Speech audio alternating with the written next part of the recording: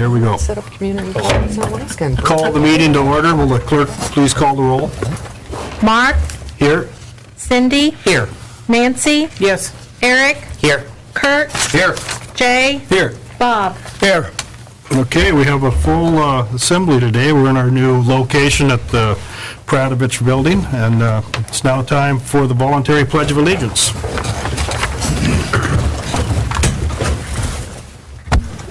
Pledge allegiance to the flag of the United States of America and to the republic for which it stands, one nation, under God, indivisible, with liberty and justice for all.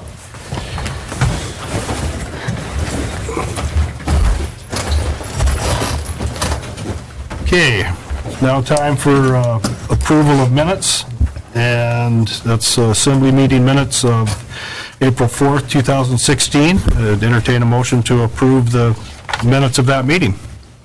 So move. Is there a second? Second. Okay, motion been made by Member Lynn, seconded by Member Lagadakis to approve the minutes of April 4th, 2016. Is there any changes people would like to see? Okay, Bob, is it? No, I'm okay. All those in favor of leaving them like they stand, say aye. Aye. Okay, we have approved the minutes from April 4th, 2016 meeting. It's now time for any amendments or approval of today's meeting agenda. I'd entertain a motion to do so. So moved. Second. Moved by Member Greger, seconded by Member Lynn to approve today's meeting agenda. Is there any changes? Mr. Mayor, if I could, I would like to add two topics to the discussion items. The one topic has to do with the budget. I know we're going to approve it, but I have some discussion I'd like to do afterwards. Oh, other than doing it during the... Yes. Okay. Yes. And the second item is I'd like to have an update, if we could, on where the Harbor Board might be with the question we asked them in November about looking at alternative sites to put the new patrol boat, the Coast Guard patrol boat, see where they're at and when we might expect some options back. Okay, so let's make those, and that's under discussions. Let's put those as, we'll just make them C and D, just to make it simple, instead of rearranging the two other ones. Any other changes? Okay, all those in favor of the changes to the agenda and leaving the rest of it as it is written, say aye. Aye. Okay, a couple modifications, and we'll work through those. If I forget, Bob, remind me when I get there.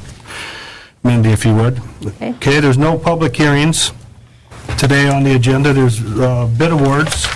The first one is for crushed rock. I would entertain a motion to award the bid for that as presented. So moved. Your second?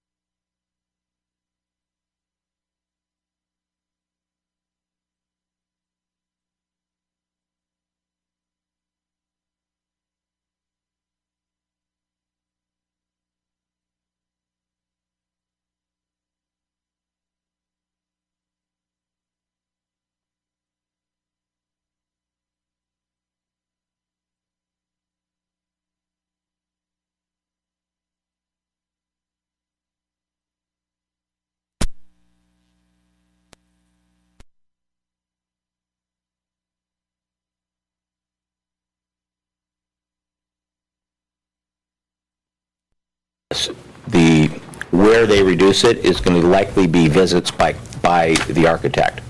159,000 of that is by consulting engineers that have to come and sign off on things.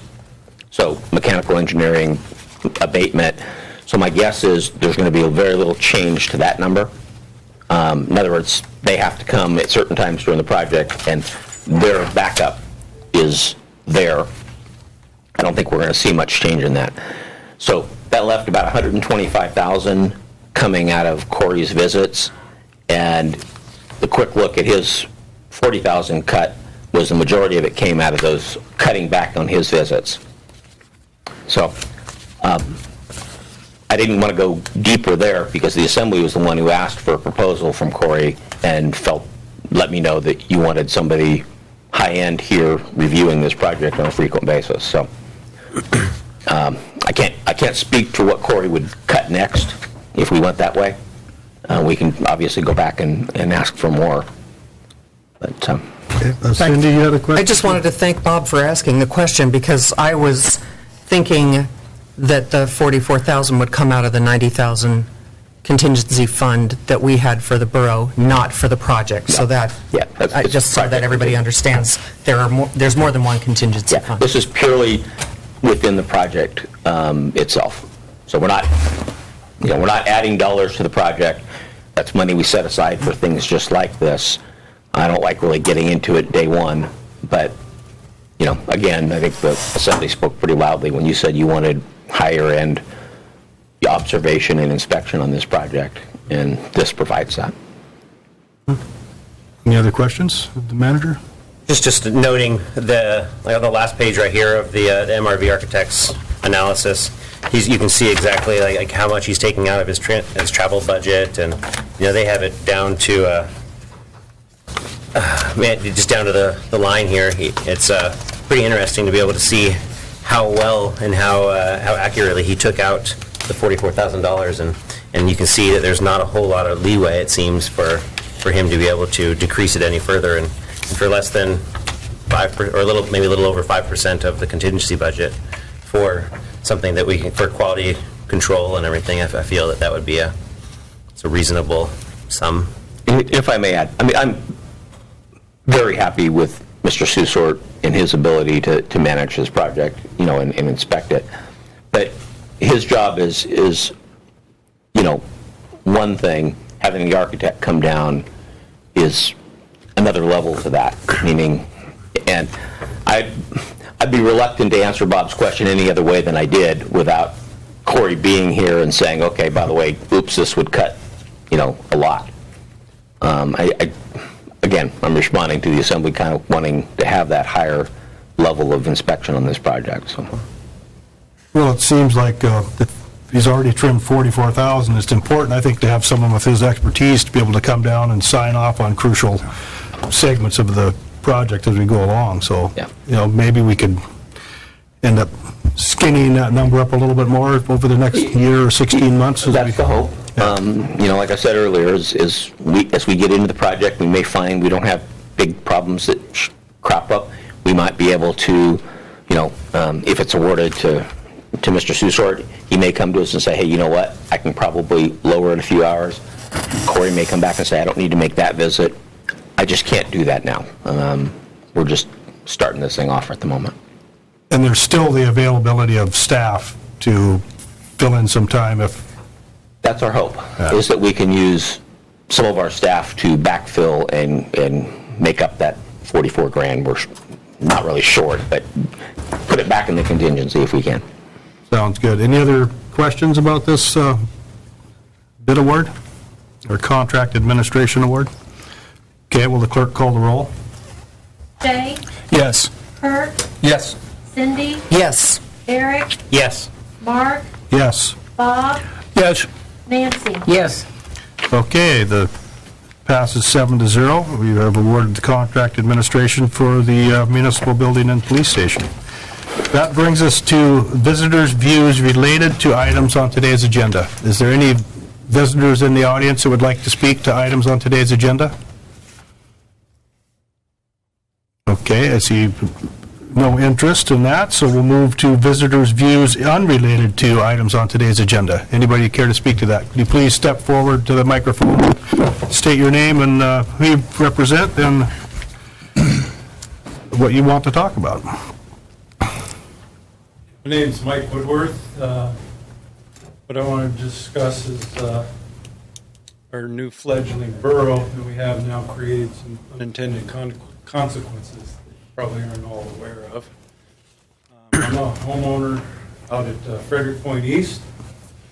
And I guess you created two different taxation mill rates in an area called Service Area 1, and everybody else is Service Area 2. Basically, I guess Service Area 1 is the old city limits. Frederick Point East is in the old city limits. So as a result, we get taxed at 10 plus mills, full pop now. We had addressed this with the council way back in '84, where we got no services out there. Basically, they all agreed and moved it to 4 mills. It stayed there for about 5 years, 4 years. And then magically went back to full pop. And so right now, what it's created is kind of a bitter pill for me, because I'm also a homeowner at the fur farm, which is almost outside the old city limits line. And so what I got going on is I pay full mill at both these places, yet people just almost a stone's throw from the fur farm pay 4 mil, and they got all the services that I got at the fur farm. They got the bus, they got, power, cable, on and on and on. And so I just would like to ask you if you agree that maybe you could restructure this a little more justly. It's in your power to do so. You have it written up and put on the ballot. I guess now your rules say that it has to be voted on by the public. So we'd have to go on the ballot in October, I guess, and get the majority of the votes, both the community and those that are going to be left out of this mill area, down to 4 mil. So that's what I'd ask that you would maybe do in your time, if you have spare time, if you have any. That's about it, really. Okay, thank you. Mike, any questions of Mike? Yeah, may I ask a question, Mr. Woodworth? Sure. That's, the topic you bring up is one I've wrestled with. Fur farm, I think, is arguably the best example. Somebody with a good baseball arm could throw a ball and have it land in a 4 mills area compared to where you're at, and you're spot on. There's no differences in service, structural integrity, etc. So my question for you is, maybe you don't have the answer either, because I think that's a tough one. What would you propose we do with that? I would structure myself according to services, really. It's government's supposed to be by the people, for the people. And we're supposed to all say, hey, I want this, so I'm willing to help pay for this. And so in town here proper, you got sewer and water and all these other things. And of course, you've separated those out, which most people do, separate out some of these utilities that they self-pay for themselves. But when the services start disappearing and you're further out, the mill rate should go down. It's that simple. That's what I do. So, basically from here to the hatchery, or from Scow Bay to the hatchery, services drop off, pay for your mill rate. People that are remote, Frederick Point East, even though it's on the island, is every bit as remote as almost leaving the island and going to Thomas Bay or something. And yet I get to pay the full mill rate.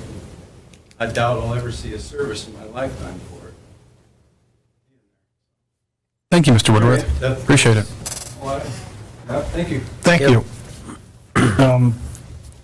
Any other visitors in the audience today with views unrelated to any items on today's agenda? Okay, seeing none. Thanks for your comments, Mr. Woodworth, and we'll move on to board, commission, and committee reports. There is no items on today's consent agenda. We have report of other officers, real property tax roll certification. Finance Director Tao is providing the 2016 real property tax roll in keeping with Municipal Code 4.24.290, which requires the assessor to deliver to the Assembly on or before the first Assembly meeting in May of each year a statement of the total assessed valuation of all real and personal property within the borough. Jody, would you like to say anything to this, or you want me just to read the numbers? And That informational item. Okay. So it looks like the total value of, assessed value of property in the borough is $312,068,924. So there's no comparison to what it was before, so that's the number for this year. Jody, does that keep us in without having to raise the millage rate at all to, sorry, I'm asking.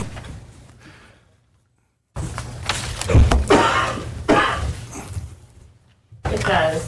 Well, if the budget stays the same, how it is right now, and it's approved in its third reading, and nothing else changes with the state or anything, it will basically keep the mill rate the same. It went up $646,000. This is less than 1%. The senior exemptions increased 6%. There are 16 more seniors. And 3 more disabled veteran exemptions.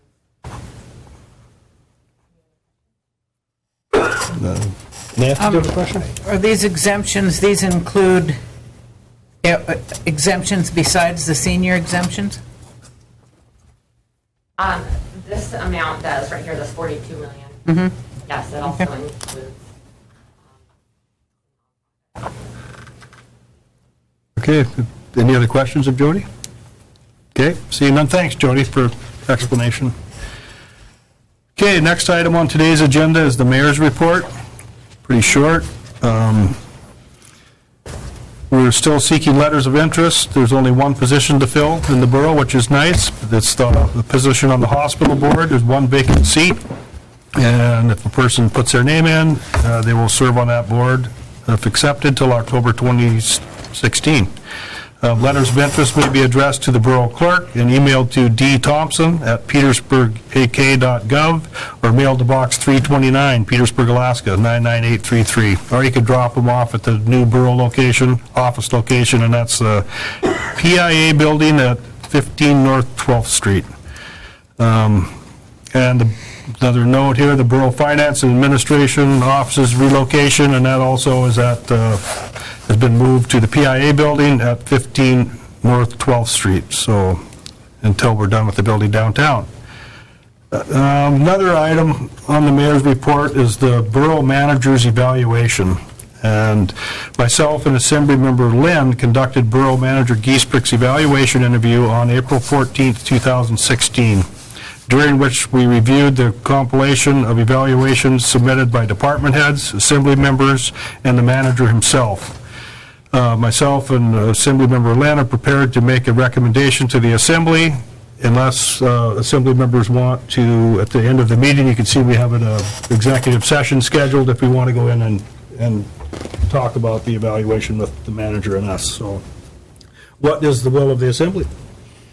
Would you like to just have Bob and I kind of give you a little rundown on the meeting, and then, or would you rather go into executive session if you have specific questions? I guess that's how we could do it. I mean, if you look at the, what, Nancy? If we don't like your report, can we go into executive session to discuss it It's after this on the further? agenda, so I suppose we still can. So, Bob, I guess what came out of the joint meeting there was, it was a very successful interview with Steve, and his evaluation was good. It was all, for most parts, pretty much all met the job standards or exceeded the job standards. We talked about salary, and it's the manager's feeling as well as ours that just leave the manager's salary like it is for the time being, since the fiscal situation, the state and the borough. But if, the state's position is stronger this year than, anticipated, we could address this, a potential raise for the manager later in the year. Is that how you remember the conversation, Steve? Just Yes, sir. make sure I'm remembering this right. One other thing that came out of the meeting was to possibly change the date for this evaluation. And it makes sense. The manager suggested this, that we started. When did you want to start it, Steve? So it coincided with the budget program. So, That it could be completed prior to the budget being finalized or as part of that budget process. It makes the review starts to give me direction on how you want us to approach the budget, then I can do reviews on the department heads, which I have not done, to let them know. So it kind of filters down from there. You set the objectives, you set the goals, you set it with me, then I can set it with them, and then it can be reflected in the budget. So I can come up with a schedule that would work. Basically, I need to get with Jody and find out when we would have to start that to give everybody enough time to get it done. But Okay, so at this point, we'll just plan on maybe changing the timing of it so it coincides with the budget. if the Assembly agrees that that logic makes some sense, we'll incorporate that into basically our budget schedule is what it amounts to. Does that sound acceptable to the Assembly? Yeah, reasonable. Yeah, but all in all, it was a very positive evaluation, so Steve's with us for a lot longer. And I guess we're going to start doing it annually, and whatever we come up with for a new date. How long has it been, a year and a half or so since the last one, or has it been longer than that? 2 years. A couple of years, yeah, so we weren't following our own rules on that issue. So anyway, that's it on that part. Then I had a couple items to add, and one thing we need to do is get an idea of attendance at the meetings starting the second meeting in June. I know Member Lagadakis said she will be gone in June. Is that what you're saying, Cindy? From June 9th until July 9th. Okay, so, and I will be here the next two meetings in the second one in May, the first one in June, and I will be gone the second meeting in June, so that means Cindy and I will both be gone. I think Cindy will be gone. You'll be here for the first meeting in June, Yes. correct? And then for that SEPA meeting, and then gone. So she'll be gone for the first meeting in July and the last meeting in June. So is that, anybody else have any planned trips so we could? I'll be gone the first week of July. Okay, so Mindy could work with that, so that means three of us will be gone. And Kurt, your travel will probably, you'll be gone most of the summer, won't you? Yeah, I'll be here for the first meeting in June, and then I won't be back until sometime towards the end of September. Okay, so we'll have to see what we can work out. Steve? But I will attend as usual, though, telephonically, though, if need be, you know, so. That doesn't qualify for a quorum. No, but, no, right, Yeah. right. Telephonically does not? No, No, I didn't it has to be in person. Interesting. So, I guess we'll just see how that, just to put it on our radar to keep an eye out for that. It looks like the first meeting in July, then we will not have a quorum unless something. It looks like that, yeah, potentially. There is a chance that I will be, you know, in town delivering fish or, you know, something. Oh, that's the 4th of July. I have to be in town then, but I've been there once in 10 years, I think, so. Okay, Cindy and I attended a meeting in Ketchikan, a SEPA meeting. It was kind of interesting, and we're moving forward with the Swan Lake raise. Hopefully it goes as planned and will be operating by this fall. There's a couple little hiccups along the way, but I think it appears like it will happen. The next meeting for SEPA is here, June 8th and 9th. That's kind of the budget meeting, so that'll be, we're still trying to find a location, but that'll be advertised. Cindy, did you have anything you wanted to add about the SEPA meeting? I know there was a lot of things talked about. Maybe the proposal for the third turbine? Yeah, that was one thing that was brought up, and the board directed staff to look into the possibility and the economic value, or whether it'd be worthwhile to put the third turbine in at Tyee, since this Swan Lake raise is going to benefit the Swan Dam only, in which Ketchikan will benefit from the 25% increase in capacity of that facility. We're looking to maybe do something to the north end, and that would boost the whole system's generation capability as well. So that was, SEPA seems to be healthy. There is talk of potential rate increases, wholesale power price, but if you consider we've been paying 6.8 cents for 19 years, it's It's a pretty good deal. And if you look at the rebates that we've been getting, and I didn't bring that information with me, you probably got it from Trade, didn't you, Cindy? I did, but I don't have it with me Yeah, either. it's, if you figure in the rebates, we haven't been paying 6.8 cents. It's been less with the money we get back from the sale of electricity. So it's been a good deal for us, and intertied on this SEPA system. So, that's all I have to report. Well, I'll do that under communications, I guess. So, next item on the agenda is the manager's report. Steve? Thank you, Mr. Mayor. If somebody remembers, we had an issue with uncruise hitting one of our floats. They have actually paid all but just short of $8,000 of the Middle Harbor repair. We've invoiced them for the remaining balance. So thanks to them and Glow's staff who helped handle that. We had a couple of resignations in the police department. Officer Dodson and Dispatcher Hoodle resigned on 4/18.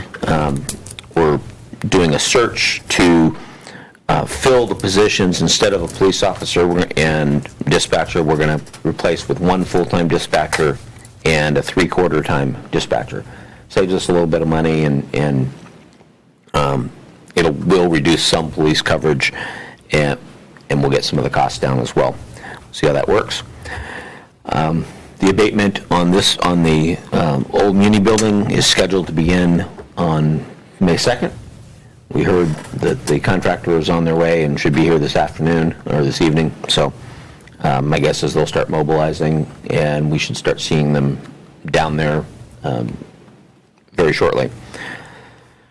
Congratulations to Chief Swihart. He was appointed to the Alaska Police Standards Council and confirmed by both the House and the Senate. It is something they actually could agree on. And Kelly was deserving of being on that board. On April 25th, Lori Christensen was sentenced to 4 years in jail with 2.5 years suspended for the possession of heroin and methamphetamines with the intent to distribute. Unfortunately, we probably would have wished for a little bit more, but this is the world we live in at this moment. Parks Department is out opening the bathrooms and checking our plumbing issues to make sure we're ready for the season. This includes preparing for Mayfest activities and starting with bi-weekly meetings with the 4th of July committee. Street crew and all sorts of other people, but Ron, Sam, Don, Martin, Aaron, and Mike, Joe Portignoli, Ira from Parks and Rec, all of them really stepped to and made this move possible. Did all the heavy lifting. We didn't have to hire any of that to get everything moved up here. All the stuff out of the old building. Derek at Public Works handled the public down there, cleaning out the rest of the building. So just a thanks to everybody. Made it really seamless. We had 3 days scheduled for the move. By Thursday afternoon, we were in place and starting to unpack everything. So worked out really, really well. Public Works will be sweeping, washing, and painting crosswalks on Main Street in preparation for Mayfest. We also, at the same time, they were helping us move, also completed an upgrade of the water service off Neptune Street near Lumber before the paving efforts began later in the spring and summer. And then helped get the salmon label trash cans installed. So, again, you see them, tell them thanks. CBC Construction successfully coordinated the kind of a tight window for the completion of the underground gravity sewer work on the South Nordic. Project did have some challenges. We did discover an entire main from Singley Alley to Lumber Street needs to be replaced and regraded. So we're in the middle of getting a change order for that.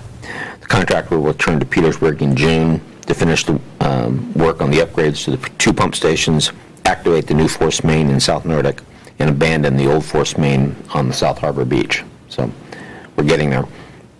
Horion Associates has secured permitting for the open-top container loading bulkhead at the Baylor facility. Putting final touches on that project design, and the Public Works crew will likely complete the work in June. So again, another project that we'll do ourselves once it's engineered. We received word that the borough will be paid in full for monies owed by Channel Construction for the scrap metal purchased and removed from the landfill in 2013. Shortly after they removed the material, they declared bankruptcy and only paid about half of what they owed us. Recently, the court has approved a repayment schedule that will pay the sanitation department the remaining $40,000 plus, over the next 5 years. So, come in bits and pieces, but we'll get the majority of it. We're still having some issues with the new street sweeper. We've reactivated the old one in order to be able to keep the streets clean, and trying to work through the warranty issues on the new unit. It's likely it's going to be sent back to Oregon, I believe, for the second time, and to work on the hydraulic system. So they keep telling us it never happened before. We're losing a little bit of faith, and Carl's working with them to try to make sure we get this resolved. Chief Swihart came across a pretty good deal in working with the motor pool as well.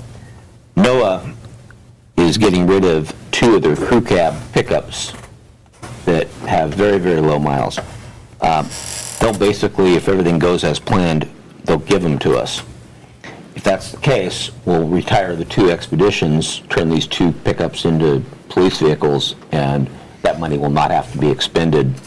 Instead of buying the vehicles, we'll have there'll be still money required to get them outfitted to be police vehicles. Saves us lots of money if this all comes through. So thanks to Noah and Carl and Kelly for potentially getting us a pretty good deal here. We've had a bunch of our standard inspections up at the manor and more coming up.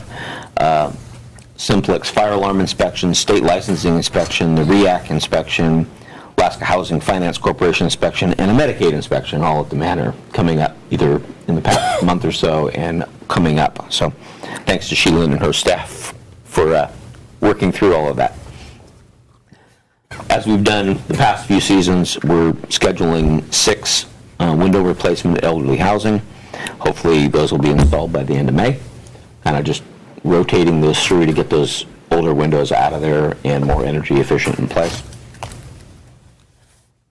Community Development is working on a new online property viewer. This is something that many folks use to look at property here in the borough and surrounding areas. The one that we had when we went to our new mapping system did not work or did not work well. So we're working through that to make sure it's available for folks so we can go look at that. If you had not already heard, the actual land entitlement increase to the borough after DNR included the acreage at Thomas Bay as an additional 64 acres. So again, we're not through with that process, but it was nice to finally have them recognize that our issue was real and that property should be included in the property we could choose. PEDC has released the RFP for design and engineering of the small vessel workyard at Scow Bay. This is a project that's been on the list for a very, very long time. We do not have the money to necessarily do it, but if we can get the design done, we can get a better idea of what that cost would be long term and go from there. Petersburg Children's Center was awarded a $20,000 grant from the CrossIT Fund for Health and Safety Improvements as part of their expansion project. Thanks to Liz Cabrera for all of her work on making this happen. Ryan attended the Arson Investigators Conference, and Sandy attended the Southeast Region EMS Symposium and participated in a Southeast Region tabletop exercise workshop and the SERM's board meeting. So, again, we're trying to keep up with the training schedules and meeting schedules on a lot of the groups that we're involved in that keep everybody safe here. So, thanks to both of them and their volunteers put on a really good family day. Fun day for the community at the fire station. Pretty well attended, thanks to the volunteers for giving up their Saturday for the event. Thanks to Papa Bears for the root beer floats and pizza, and the Ragnarok Rollers for serving hot dogs. And then last, thanks to the Wrangell Fire Department for loaning us their smoke trailer.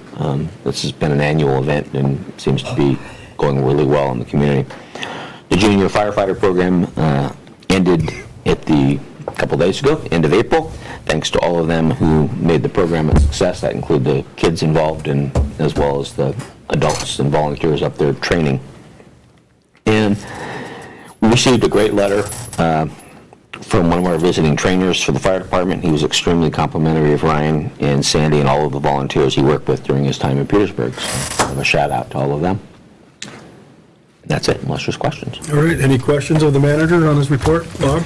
Just a question, on the Thomas Bay, that added, did you say 45 acres to the selection? 64. 64 Yes. acres. And I believe that was the next priority on the Land Selection Committee's proposal, if I remember correctly. I believe so, but I Yeah, I think don't so know for too. sure. Any other questions of the manager? I've got a couple questions, actually. The street sweeper, so obviously, or hopefully, they're paying for the freight back and forth. And what seems to be the problem? It just doesn't do the job? I mean, it looks like a efficient piece of equipment, but It's a very efficient piece of equipment in theory. But what we're seeing is that the first issue that we had was tied to an electrical problem that was really deep in the wiring harness on the piece of equipment. That was resolved after we sent it down. It was an issue that the company had seen in Europe, but not so much in the U.S. So it was a condition that the company had dealt with, but not the Oregon vendor that we bought it with. So through them. The second issue that we're dealing with right now is related to the hydraulic system. The whole unit operates on hydraulics, including the drive, the wheel drive, the blower. Everything is run by hydraulics, and we run it for about 20 minutes, and then it starts jerking and acting erratically, which you just can't have when you're driving something the public's very unsafe, not only for the operators but for anybody that's walking by. So it's an issue that has been hard to pin down, and the vendor has offered to get it down there. I actually put him at arm's length for a little bit just to try and work with him over the phone and through FaceTime and different things with our mechanics to see if we could get it resolved without an expense. But it doesn't look like that's working out, so we're going to have to send it down, I'm pretty sure. They're saying the right words, and they're very embarrassed that this is happening to us, but it's not working out so hot for us. So thank goodness we have our old sweeper that we could use on the street this spring. Otherwise, we'd have a big mess on our hands. So it's not the best situation. I'm working as hard as I can to get it resolved. well, like you say, we're lucky we have one that functions, and hopefully they drive it around on a dirty street down there and test it before they send it back. Kurt? Carl, you said something about you guys are spending some time working on this, trying to resolve it yourselves. Is there any compensation for that from this company? Is that something that they're willing to do? And, it sure seemed to me it'd be a lot easier for an airplane ticket and a box full of equipment to come up here instead of that machine having to go south. But then I'm not in that business, so I have no clue. Right. I thought the same thing. I wanted to get one of their technicians up here to work on it, and because there's so many different parts on that could be wrong, to have a big enough box of stuff to bring with them, they were hesitant on that. If they have a really good inventory of parts in Oregon, so they're more comfortable with paying the freight to get it down there than sending a technician up once or twice or 3 times in order to get it fixed completely.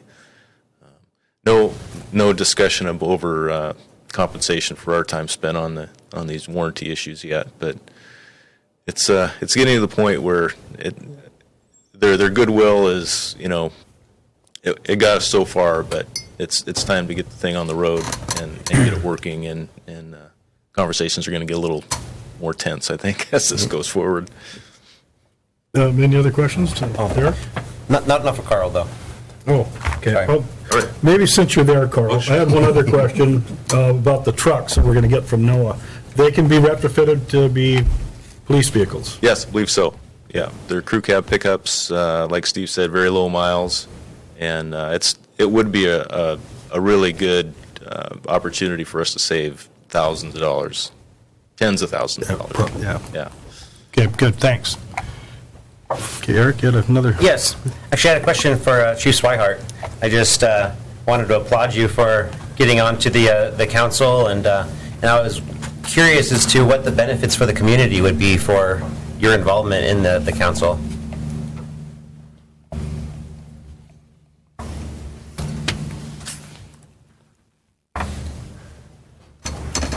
Well, it was a great honor to be asked to be on the council, and there's going to be a little more work on my plate, but that's a good thing. Give me some experience working through those processes.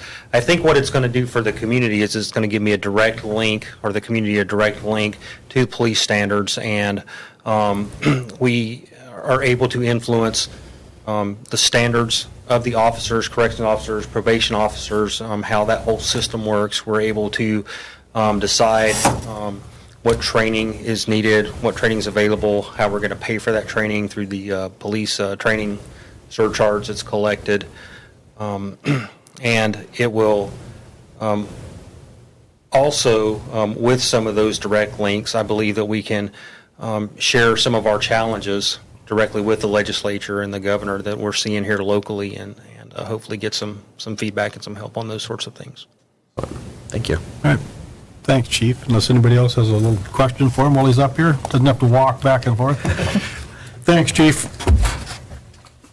Okay, that's it for the manager's report. And brings us to unfinished business. And there we have one item. That's ordinance for the third and final reading. It's ordinance 2016-05. It's an ordinance adopting the budget for fiscal year July 1st, 2016 through June 30th of 2017. I would entertain a motion to adopt this ordinance in its third and final reading. So moved. I'll second. Moved by Member Strand, seconded by Member Lagodakis to adopt ordinance 2016-05. Is there any discussion? Sure. Jay? First off, I have some thoughts I guess I'll put with Bob's discussion item later, because it isn't really relevant. I was gone for the first two meetings, so I figured I'd share my brief 2 cents on it. First off, it seems like a thoughtful and responsible budget. Thank you for everyone who put their effort into it. Secondly, to focus on community service, and in particular WAVE. My take is I think it's going to be important for us to amend our budget to fully fund WAVE this year and find a way to pay for it. WAVE is a critical piece of community infrastructure. I stress the word critical.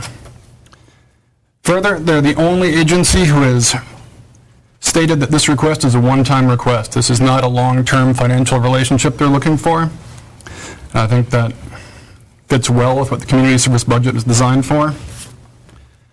Also, they requested their money last, and just because they requested last does not mean that their request is not equally as valid or worthy as the other ones.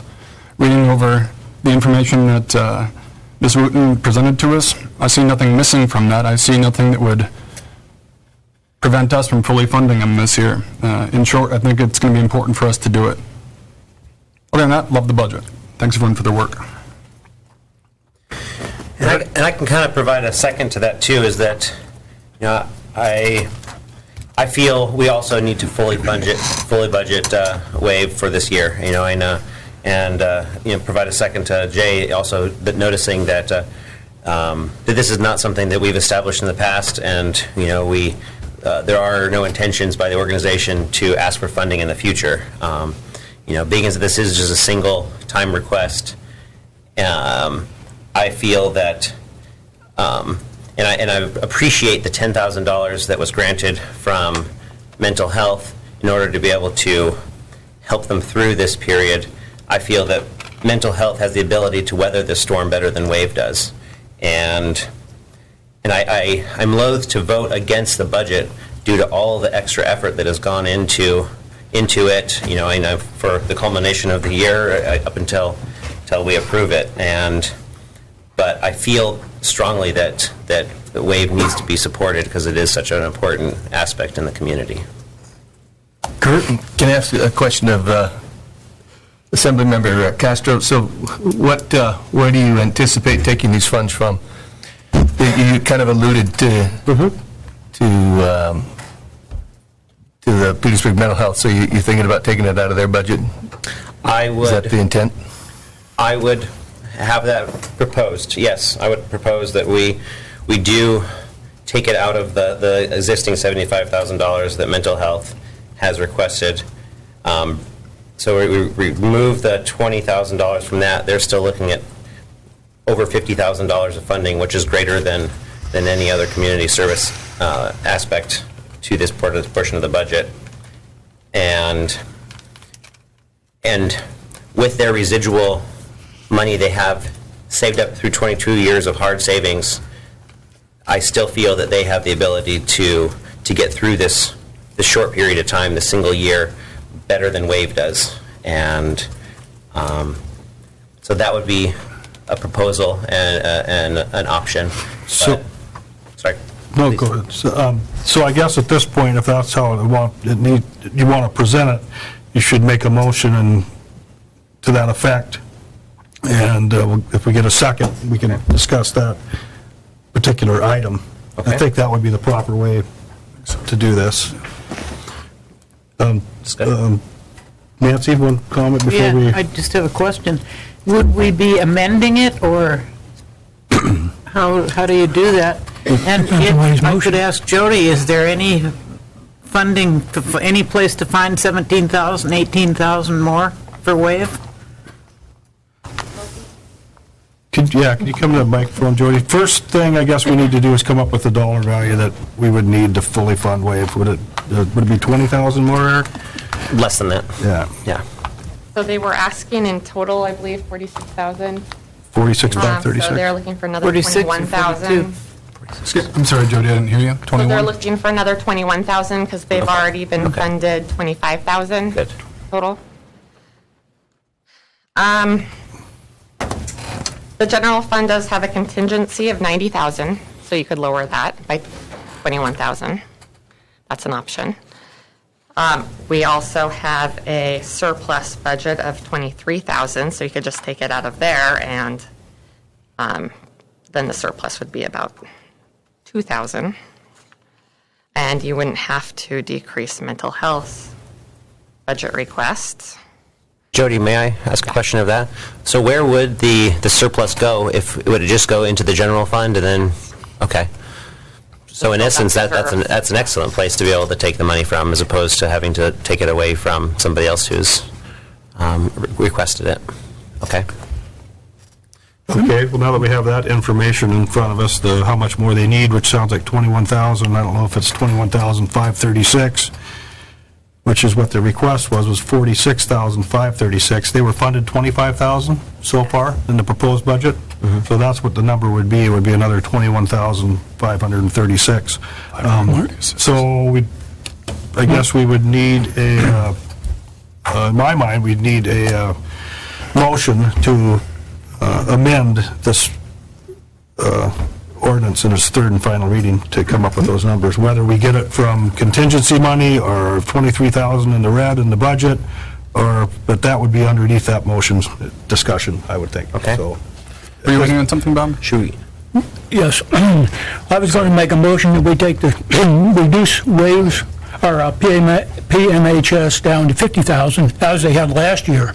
Take the 20,000 that was originally in there and give that to WAVE.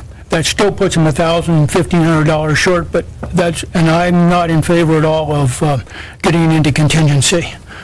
And that would put them within $1,500 of what they want. Jody, you have a Just to comment? comment on what Bob said, they did get $50,000 last year in mental health, but they also got another $35,000 for substance abuse, so they got a total of $85,000. Okay, so I think we need to make a motion on, I have a motion on a the couple different ideas. That's a motion to take the money from Petersburg Mental Health Service and give it to WAVE. Reduce Petersburg Mental Health Service to 50,000. Take the other 20,000 that would be left and give that to WAVE as part of it. That would bring them within $1,500 of what they wanted. Okay, is there a second to that motion? For the sake of discussion, I'll second. Okay. The motion's been made by Member Lynn, seconded by Member Lagadakis to reduce the amount budgeted to Petersburg Mental Health Service this year from $75,000 down to $50,000 and use that $25,000 that would be removed from mental health's budget to the WAVE budget. Discussion. Go ahead, Jay. Jay? That's all right. Did I say the motion was made by Member Lindman? You know that, you've got it written down. All right, just so we keep it on the record. All right, sorry, Jay. Oh, no problem. First of all, I'm glad to hear the Assembly talking about fully funding WAVE. I wasn't sure how that'd be received. All source money aside, if we're going to get them within $1,500, why not just go all the way with it? It's my 2 cents on it. I'm dealing with millions of dollars in the budget to end up stuck over $1,500 at the end. I would advocate for throwing the extra $1,500 on top and just being done with it. My 2 cents. Okay, Cindy? I'm going to let Steve address that first. I wanted to direct a question to Annette. I know that WAVE had a meeting and talked about some fundraising opportunities. Was there anything that came out of that meeting? And I apologize that I was not able to attend. And I also... These little breaks we get when people have to walk up. Yeah. The other thing I wanted to say, and Annette provided that information to us, but not maybe to the public, that if the additional funding isn't provided, her position goes away. So the whole complexion of WAVE changes for the year if we're not able to come up with that funding. But your fundraising meeting? Or clarify if I said the wrong thing.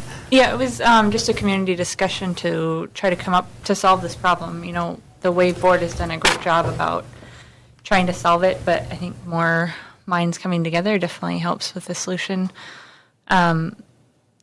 We talked about maybe creating a guild to just focus on fundraising, so that takes that load of having to deal with fundraising off of me so that I can focus more on advocacy, which is great.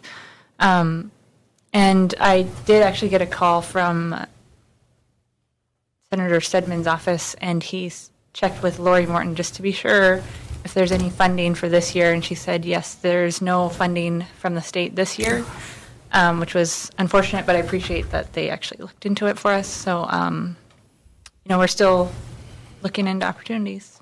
Okay. But there's nothing planned or a dollar amount target that you have coming up? No. Okay. Okay, Kurt, did you have a question this as well? Yeah, in reference to Bob's motion here, is that $1,500 going to make or break your operation if we don't get it to you? The request that we put in there, I mean, we'll fundraise to make that if we need to. But, Okay. and the request that we put in, also, we're still fundraising. We're still fundraising for people who need an airline ticket out of town or other things, you know. What I'm requesting is mainly to sustain WAVE for the year so that we know that we can have an employee for 1 year, that we know that we have an office space for that 1 year. And that way we don't have to think, well, maybe we'll get halfway through the year and then we'll have to lose this position. Okay, any other questions? Okay, thank you. So the motion is to take $50,000 from the Petersburg Mental Health Service budget and move it to WAVE, and then Mr. Greger, or... No, 25. no, take, What's that? Take 50 from Petersburg Mental Health. no, leave 50. Oh, leave 50, take 25, okay, I got my numbers right.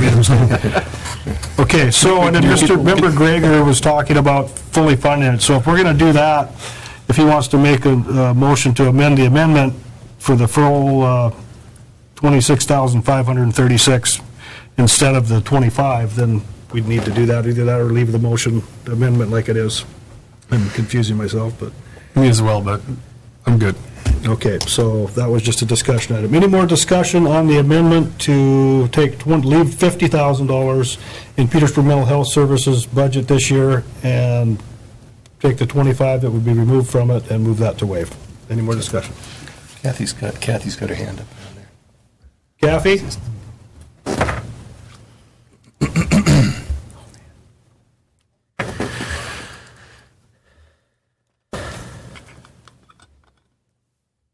Good afternoon. I must say I like your new digs better than down the street. I have to go check out the offices. I think it is important, too, that we fund WAVE, but I would like your consideration to consider that taking it out of your reserves. This year, the state has put forth those 2 other grant opportunities to mental health that no one else can get, that we are still getting from last year. That's the trauma funds and prevention. It's Bob's, what you brought up at the last meeting. They've asked for grant applications. It's not guaranteed we're going to get that money. They're asked for the applications we've submitted. If you cut our local position back, it shows the state that the locals don't support mental health as great a degree as it did before. That also will directly affect what we can do with our partners, which here in the community, which are the police department, the hospital, and the school system. So I would like to see you guys take it out of your reserves again for another year and leave us at 75. Because you're actually going to be affecting three entities within the community if you take it from us. Okay, do you have a question, Cindy? I do, Kathy, and maybe I don't understand mental health reserves, because you do have a pot of money in reserve too. Are there some constraints on that? Not on our reserves, but our program money there is. And the program money that we have been supporting these other entities with is the prevention, and it subsidizes us too. You've been involved a little bit in the prevention, the SHARE Coalition. That's where we have the opportunity to use those funds to work with those groups to promote things. If we take it out of our operating funds, it just pulls us back further. And it cannot... And it demonstrates the state. If we turn around and show, oh, local funding, they're not going to support it. Yeah, I understand. It'll give them an opportunity to look down on it too. Any other questions of Kathy while she's up? No? You know, my position on this is the budget situation is to not take any more money if we can avoid it out of our contingency or the $23,000 that's left, you know, in the red. We don't know what the state's going to do. We might be coming back in 3 months or whenever they get done with their session and going through the whole budget process again of where are we going to cut more. I think we need to work within the money that we've already slated to be expended instead of adding more to it. That's my personal feeling. So any more discussion on the amendment to the ordinance? I guess I have a question for Steve and for Jody. Is there some way to identify that we would fully fund mental health's additional request if we have a surplus at the end of the budget cycle or a part way through the budget cycle? Either. We're really giving you guys your exercise this year. The other thing that I wanted to say to organizations, because several of the Assembly members have talked about the community services budget, and to you, Jody, too, as well. I had asked for some more information from organizations this year, and we got a real mixed bag from very detailed information from some organizations to really half-baked information from some, and I have to put it that way. And I was really disappointed to see that organizations that were coming to us asking for money couldn't give us a better picture of why they needed that money. We understand because we're community, members, what those organizations do, but they should be able to tell their story. What the Assembly members have talked about is having a set of questions that lead community organizations through a process of asking for money that's a little bit more clear, so that we understand what their needs are and why they have needs, and then we will expect some reporting at the end of the year so that we can tell what they've done with their money. So we may at some point want to establish a committee or something to do that, but I wanted to give you a heads up on that. But I'll let you answer my first question. About the surplus. The thing with our budget is revenues and expenses are not even each month. So, like, for instance, we get all of our property taxes in September. Well, we don't really know until the very end of, well, actually, not even the very end of our fiscal year. We don't know until we've been audited and we get that financial report in December what our true surplus is for the year, if we have a surplus at all. So it's kind of difficult to promise an organization money that we won't know until that next fiscal year, so it would come out of that budget to pay them. That's not the answer I wanted to hear, but thank you. And then I just wanted to, while I'm up here, I wanted to clarify. So Bob was thinking of decreasing mental health budget from 75,000 to 50,000, that's $25,000. WAVE only needs 21,536. They already have $25,000. So, did you really mean $20,000 and they were going to make up that? $20,000. Okay. 55. So mental health would go down to $55,000 total funding.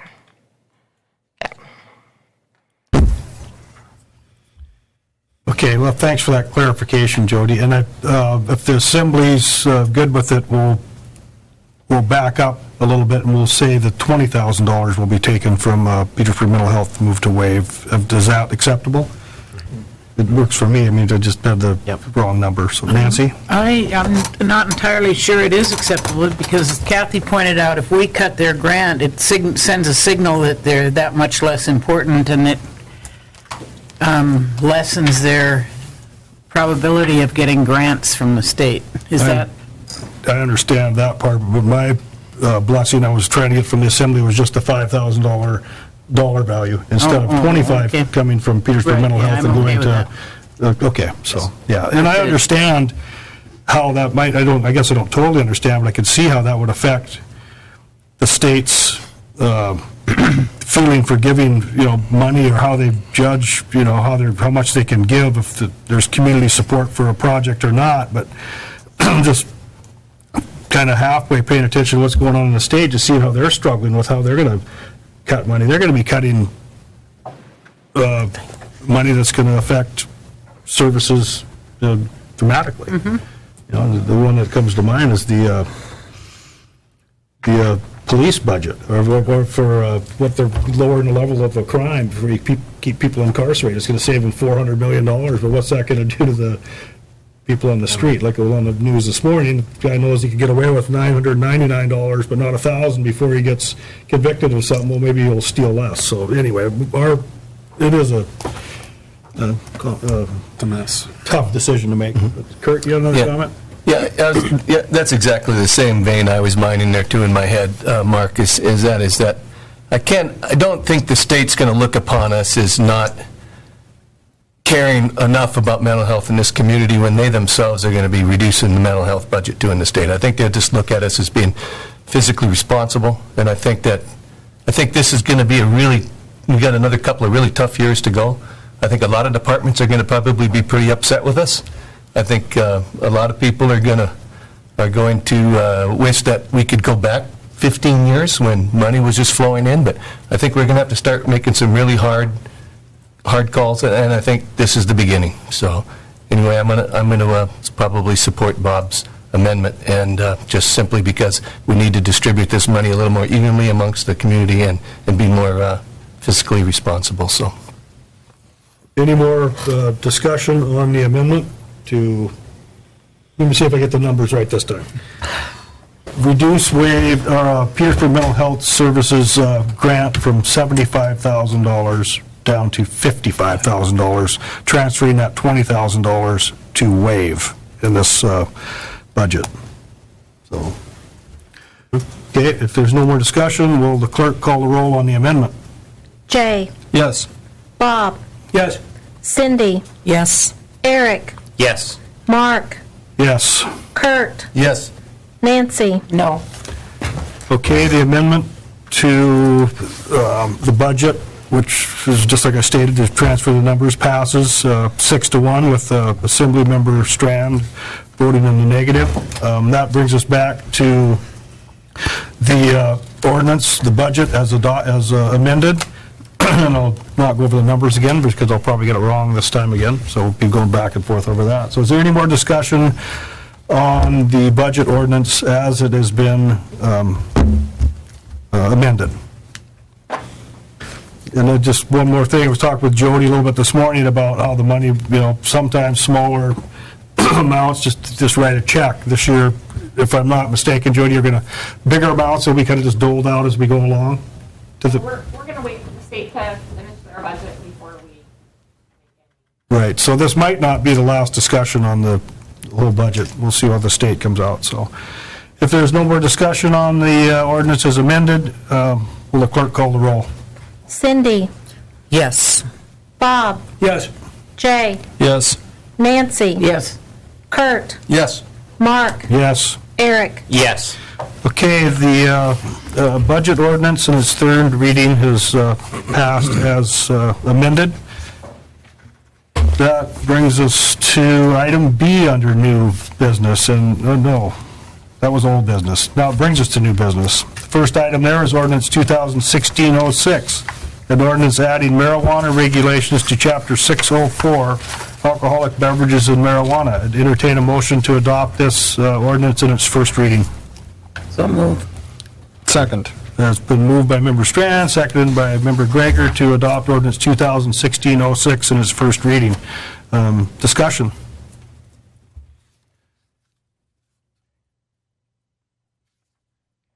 And Nancy? Is this where we need to discuss the Clean Air Act and since we are still discussing the cannabis ordinance? I think what was suggested to us by I guess it could be part of the discussion, suggested to us by our Borough Clerk, Debbie, was to, if we pass this in the first reading, then address the smoking ordinance, because the way the smoking ordinance is, you wouldn't be able to allow to smoke marijuana in an establishment, even if you agreed that was a good idea. So, and then if we catch that up, so we have the second reading for both of them at the same time, would be the first meeting in June, I guess. Maybe, we'd see how we could modify it, the smoking ordinance. Maybe it could be just for smoking cannabis in a certain establishment. You don't have to change the whole thing. I'm sure that'd be a legal question. Steve, it looks like you had a comment to make. Yeah, you said it well, Mr. Mayor. Basically, if the Assembly approves the ordinance, the marijuana ordinance in front of you, then we'll need to go back, staff will need to go back and alter our clean air ordinance to match, to make that work. And that'll take us a little bit of time, and, we'll make that happen. And then we'll catch it up so that you end up voting on the future readings of this all at the same time. So it kind of makes sense what you're, kind of getting why Debbie presented it to us that way, because if this failed in its first reading, it'd be dead. So why go forward with the smoking ordinance? Yes, sir. Bob? Yeah. And just a question, would the marijuana ordinance then need to be amended itself if the smoking ordinance is also amended? In other words, what we're really talking about is establishing one of the issues is establishing a place at which you could smoke it, similar to a bar, a marijuana bar.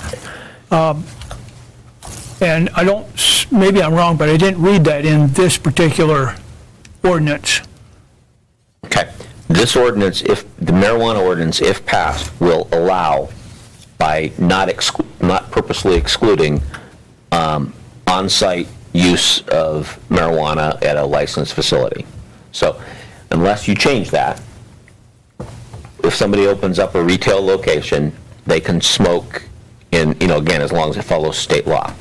So that's kind of why we were waiting, is if the Assembly wants to say no to that on-site use, then we don't have to modify the Clean Air Act. If you do want to allow that, we've got to modify the Clean Air Act, which says no smoking indoors. Okay, Jay, you had a comment or question? Just a bit of information adding, I guess. If you have a retail outlet, you can buy I believe the proper term is an endorsement for on-site consumption as an added part of your permit. And the state had several reasons for that, one of them being it's allowed in other states at this point, so it follows a pre-established norm. Part of that norm was created to reduce smoking on the street. People purchase their product, walk outside, they give a controlled environment for that. Yeah. Long story short, a retail outlet does not necessarily imply that they'd have to purchase an additional permit for that, the endorsement for on-site consumption. And reading through the ordinance, it's going to limit the amount that you could purchase and use, and you can't bring your own in. And correct. So it's going to be a limited amount. Following state statute. Yeah. Kurt, you had a comment? Yeah, I was just going to say, it seems like at this juncture that maybe we're getting ahead of ourselves. We've only got one person that's even said that she was going to apply, and this will, and if she's listening, I would really encourage her to go south and check out what other establishments are doing long before she decides to jump in here, because I made a little tour when I was down in Seattle this last time, just to see what this whole thing is all about, and it could be very complicated here. So anyway, yeah, I think we should be able to revisit that smoking ordinance. I mean, not necessarily the smoking ordinance, but the marijuana smoking ordinance, when I think that time comes. So in the meantime. And we have to realize this is the first reading, and then it's going to probably open up the discussion and public comments, and the next reading will be, we'll have the public hearing on it. So I hope people will come and voice their opinion, so it's not 7 people making up the decision and we have more input, whichever way it goes. Eric? Yes. Well, and looking through the Smoke-Free Air Act 2010, in this section 9.32.050, it's smoking prohibited in private clubs, and it just says smoking shall be prohibited in all private clubs. And I feel that a private retail shop would qualify underneath that line right there. And if so, then we would just have to amend that single location, just that single sentence, just which could be a fairly easy act to. And I'm not sure if that was put in there, if that's mirroring what the state has, or if that was put into, because I know the local Elks Lodge passed a rule on their own to eliminate smoking before this even passed.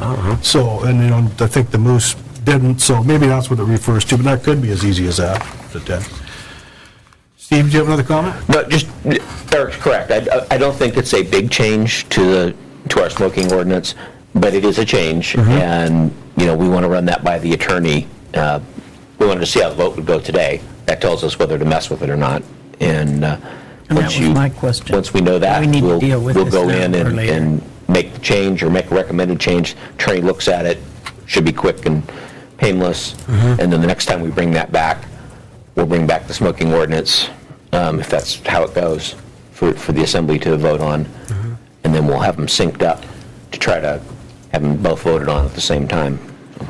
Okay, well, yeah, Nancy just mentioned that's why she was wondering if we need to address this smoking ordinance right now, but I guess it's just informational for us as we move forward, if this ordinance 2016-06 passes in its first reading. So, any other discussion on ordinance 2016-06 in its first reading?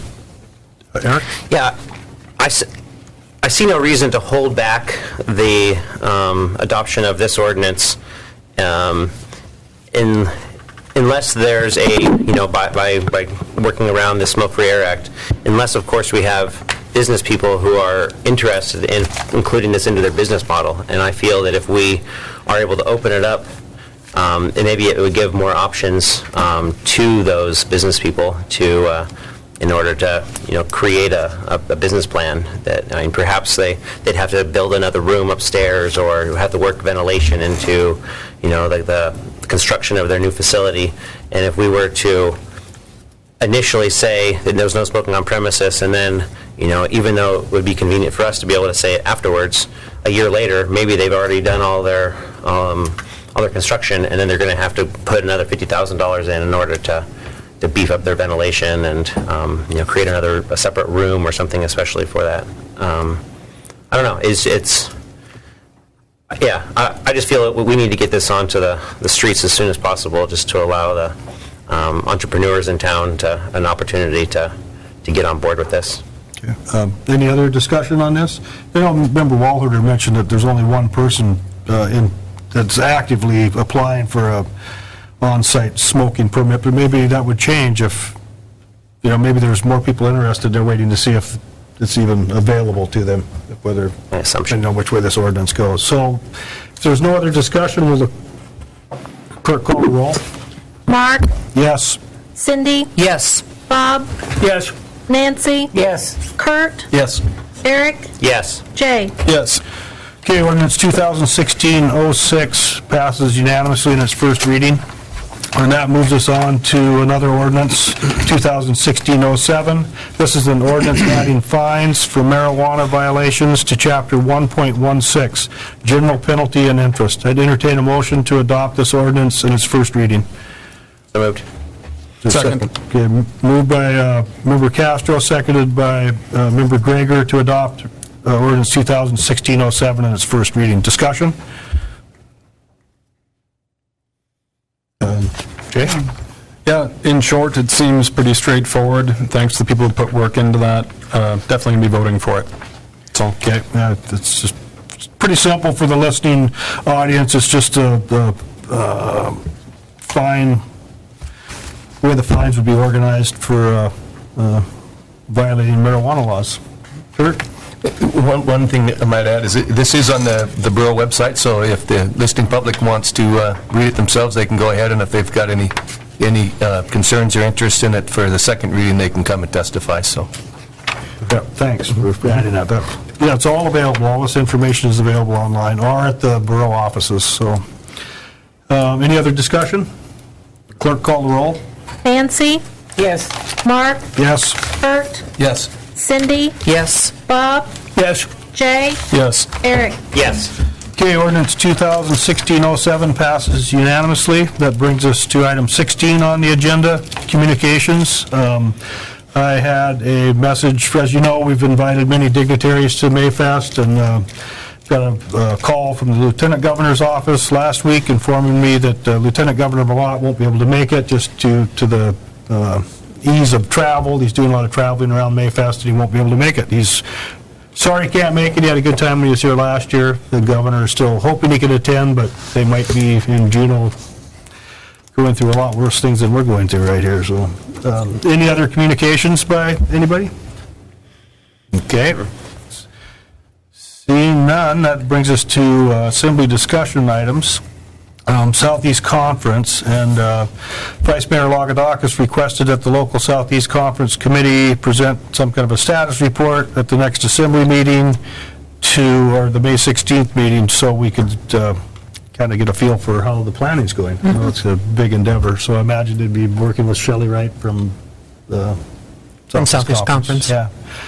So, and I'm not sure, I think Debbie's involved with that. Mindy, we talked about this a little We're bit. both on that committee. Okay, yeah, so, has there been traction? Are you getting any groundwork laid down, I suppose? Yes, but it has been a little while since we've had a meeting, so it's probably time to put a report together, and we'll have that on the next. Okay, thank you. Okay. Any recognitions today? Before you go on, I have a couple topics I'd like. Well, they're C and D. Okay. Recognitions. I see where you're at. I remember. I forget. Thanks for reminding me. So, any recognitions today by staff or? No? Okay. You know what? Yes. Okay, Eric? I'd like to recognize Jack Slott for all the time he's put into like the old International, the vehicles out there at the old fire hall, and just all the volunteer hours that he's never asked for any compensation for and everything. And it's just it's a necessary thing in order to be able to accomplish an otherwise pretty difficult task and very skilled task. So having his expertise has been very beneficial. Yeah, I agree. It looks like he's done a good job. I'd like to inspect the vehicles in person. I'm sure they look pretty nice. We'll probably see him at the next parade. Okay, where was my note? Item C, budget. Bob, what were you? I have a couple items I'd like to talk about. The first one is vehicles. In the past, we've went through, last year and the year before when I was on there, we went through, even after the budget has been approved, we went through three readings on each vehicle to purchase a vehicle. It seems to me, and I asked the manager if we really needed to do that, if it was in the ordinances, and the answer is no. And you can correct me, Steve, if I'm wrong, but the answer is no. So my question to the Assembly is do we want to continue? We've sat through 3 budget readings. We went through quite a detailed explanation of why the new vehicles to be purchased. Why do we need to continue to put each of those vehicles, and again, through the 3 readings on the budget as we go along in the year? Why can we not give the authority to Carl, just now that we've got the budget approved, to proceed to purchase those vehicles? Seems we already made a decision, is what I'm trying to say. Jay? Just to make sure I'm hearing you right, by voting for this budget right now, we're already pretty much saying, we want the vehicles, so why do we have to vote for it again? It seems redundant, if I'm hearing you right. That's correct. Yeah, gotcha. Agreed. So, Steve, does that sound like an acceptable method? It's just fine. This is one of those, we've always done it this way type situations, or at least since I've been here. There's absolutely no requirement once the assembly approves that expenditure. Now, there's a caveat there. If the prices approved in the budget change, meaning, you approve $40,000 for something and it comes in at 50, I'm generally going to want to bring that back to the assembly because this is a change to the budget. But like a supplemental. But as long as the price is within the bounds of what's included in the budget that's presented to you, once you approve it, it's done. I don't have to bring it back. That's purely up to the assembly's will. And in this atmosphere with the administration we have, I don't think that it's an issue. It might be different down the road, but that's for each assembly can change it as they see fit. Okay, and you had another item you wanted to talk about? I'm still back on budget. Community services budget. Cindy made a good point earlier about we have apples and oranges when we were trying to consider the budget, so to speak, of the community. It seems to me that for next fiscal year, we need to have a set of criteria. And I'm not exactly sure everything that should be in that criteria, but before we go out to the community to ask, for them to submit things, there needs to be a set of criteria of what we'd like to see.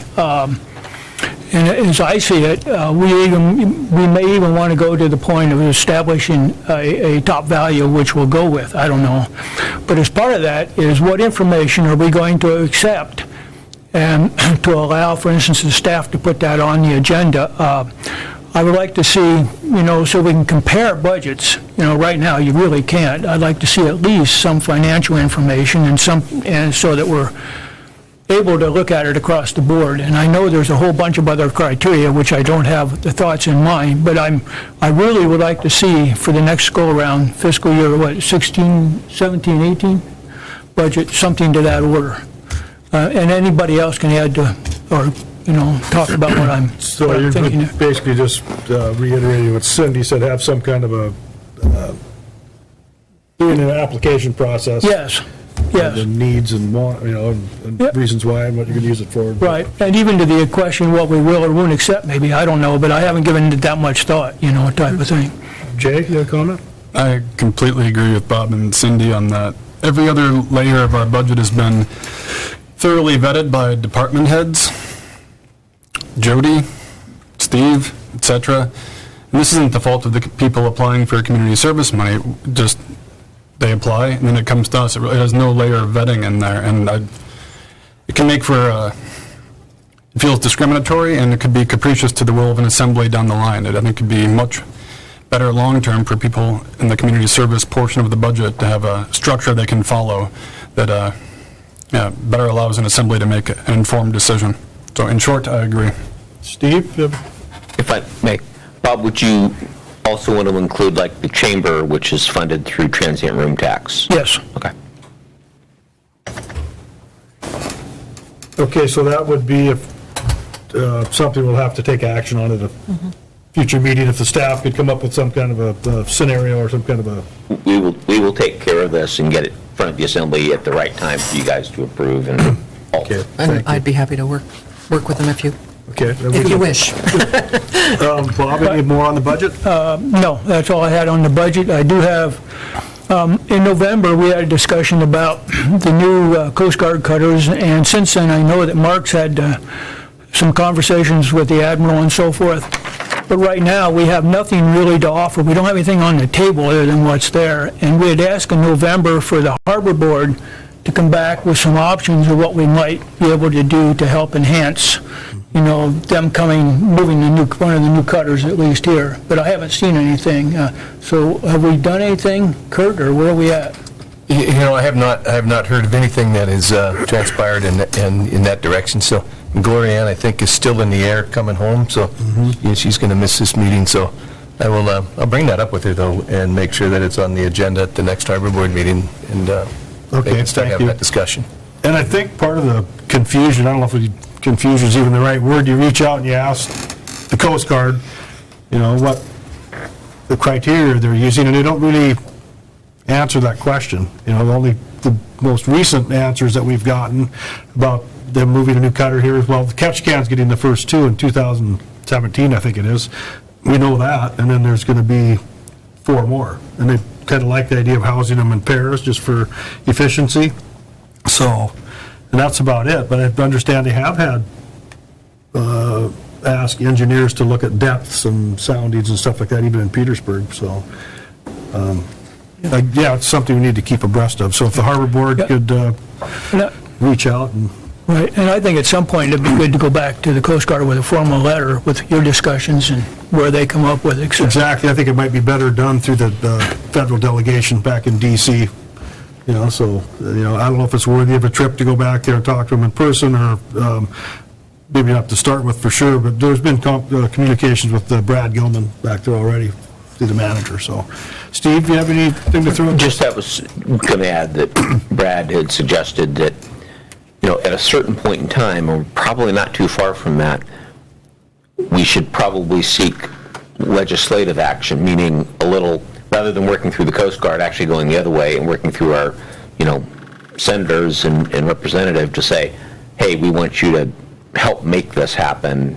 And it's a little pushier, and the Coast Guard may not appreciate it necessarily if we go that route. But Brad was, you know, kind of putting us on notice that if in fact it continues to move down this road where it looks like they're going to be elsewhere, opening up that line of conversation might be pretty important.